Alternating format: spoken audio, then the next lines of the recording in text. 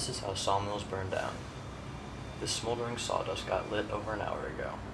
Left unchecked, this could smolder for days, gaining momentum as it reaches hydraulic leaks in the sawmill or other hazards. There are several precautions that you can take to prevent a sawmill fire. First, good housekeeping. Keep your mill clean. Second, use a water hose before, during, and after welding or cutting. Sparks can fly further than you might expect. Third, monitor hot spots where fires may be prone to ignite. Fourth, use a demolition saw instead of a cutting torch. Fifth, re-wet hot spots before clocking out for the day.